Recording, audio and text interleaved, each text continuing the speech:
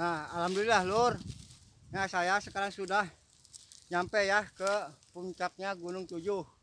Dan alhamdulillah apa yang sering saya lihat dari pesawahan ya, melihat Gunung Tujuh yang begitu sangat ini ya apa sangat tinggi dan karang-karangnya juga sangat tajam-tajam. Tapi alhamdulillah saya bisa melewati, padahal yang saya lewati itu belum pernah ada orang yang menginjakan kaki ya, karena tempat ini ya Gunung Tujuh ini tempatnya karang semua ya. Nah lihat ya Lur, karang-karang nih. Alhamdulillah ya saya udah nyampe ke puncaknya nih, dan saya lewat bukan yang biasa orang lewati ya. Kalau orang yang datang ke Gunung Tujuh biasanya lewatnya lewat sono ya. Jadi ada kan jalan sono yang menuju ke Gunung Tujuh, dan kalau sebelah sono sebelah timur ya, itu kan tanahnya kan digarap oleh penduduk, dibikin ladang ya. Tapi kalau ini masih kosong karena tidak bisa ditanamin eh, tidak bisa ditanamin cabai ataupun padi ya, karena di tempat ini semuanya karang-karang, nggak ada tanah sama sekali, karang semua ini Lur. Dan cuma saya pengen nyoba, pengen tahu ke Gunung Tujuh melalui pesawahan hilir.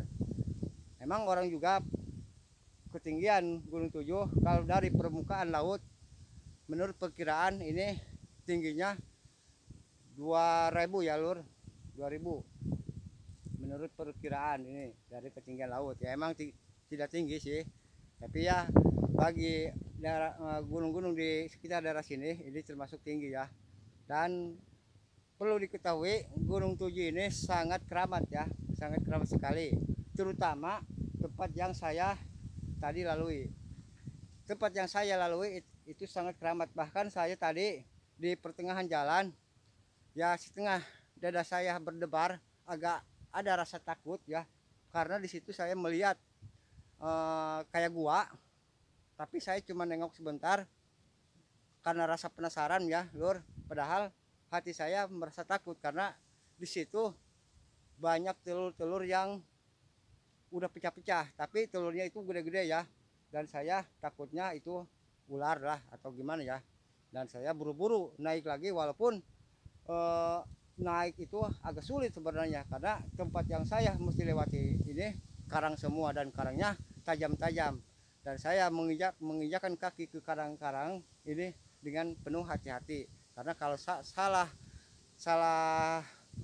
nginjak aja saya bisa luka. Dan saya juga ini kaki kena luka ini Lur ya, tadi kena goresan duri, karena tempat ini kan gak pernah dijamah oleh tangan manusia. Walaupun ini termasuk Gunung Tujuh dan sebelah timurnya Gunung Tujuh, tapi yang sebelah sono itu digarap oleh semua penduduk sekitar sini, dibikin pesawahan ya, dibikin ladang, maksudnya ditanamin cabai, ditanamin turubuk, ditanamin padi ya sebelah sononya. Tapi kalau sebelah sini nggak ada satu orang pun, karena apa yang mau digarapnya, karena ini semuanya karang-karang semua.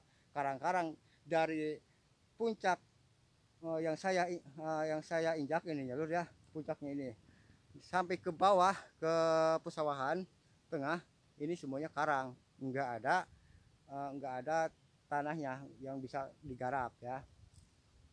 Dan bagi orang yang mentalnya nggak berani ya, itu emang melalui ke tempat ini takutnya ada karang yang longsor, atau karang yang numpang ke karang lagi. Kalau istilahnya kita pegang terus kita salah megang, itu karang kan bisa jatuh. Nah itu jalur resiko naik ke tempat-tempat yang kayak gini. Cuma saya punya rasa penasaran, pengen tahu keramat Gunung Tujuh. Ini kan Gunung Tujuh kan sangat keramat dan sudah terkenal sekali Gunung Tujuh. Dan menurut cerita Gunung Tujuh ini yang punya sejarah Banten Banten Kidul ya, daerah saya ini Banten Selatan, Kecamatan Cilograng, khususnya daerah sini. Katanya ini punya sejarah dan tidak semua orang yang bisa membuka sejarah Gunung Tujuh, tidak semua orang ya. Mungkin salah satu dari orang tersebut yang nantinya akan terpilih menjadi panutan atau menjadi apa ya, menjadi orang yang mungkin dipercaya oleh penguasa, dan tidak semua orang bisa menjadi juru bahasa ataupun juru kunci Gunung Tujuh, tidak. Sebab menurut petunjuk yang saya dengar itu tidak semau kita, walaupun kita punya ilmu ya, misalkan kita dukun lah misalkan, itu belum tentu dia bisa dipercaya untuk mewakili sejarah Gunung Tujuh ya, istilahnya dia yang megang gitu, belum tentu. Karena kabar yang saya dengar Gunung Tujuh ini adalah salah satu yang nantinya akan menjadikan yang terakhir kalau Gunung Tujuh sudah dibuka. Cuma sampai sekarang Gunung Tujuh belum dibuka karena saya juga kan tidak begitu tahu ya. Cuma paranormal di daerah sekitar sini, dukun-dukun di daerah sini semuanya juga mempertanyakan siapa yang nantinya akan membuka Gunung Tujuh dan yang memegang Gunung Tujuh. Nah ini saya rasa penasaran, pengen tahu ke puncak Gunung Tujuh melalui pesawahan yang belum pernah sama sekali orang injakan kaki ke lereng Gunung Tujuh melalui yang tadi saya lewati ya lur, belum ya setahu saya itu. Karena di yang saya lewati nggak ada bekas golok atau bekas apa ya, kalau ada orang yang pernah lewat pasti ada aja ya, istilahnya bekas pohon yang ditebang. Ini kan utuh semua karena ini karang-karang semua ya lur. Tapi kalau sebelah sononya, Gunung Tujuh sebelah sononya itu sudah digarap semua, dan jangankan apa orang yang belum biasa ya, jangan orang yang sudah biasa, orang yang belum biasa juga kalau lewat sono mah gampang ya lur. Dan saya melewati sini sendirian, tidak ditemani teman ya, sendiri. Karena setiap saya berkelana atau menjelajah kemana saja, saya tidak pernah ditemani sama teman, tidak pernah, saya selalu sendiri. Nah cukup sekian ya lur, kita berbagi. Dan dari video ini saya hanya menguji mental saya, apakah saya berani apa tidak ya, walaupun dengan perasaan berdebar-debar, tapi pas menginjakan kaki ke puncak Gunung Tujuh ya alhamdulillah rasa debar itu hilang ya.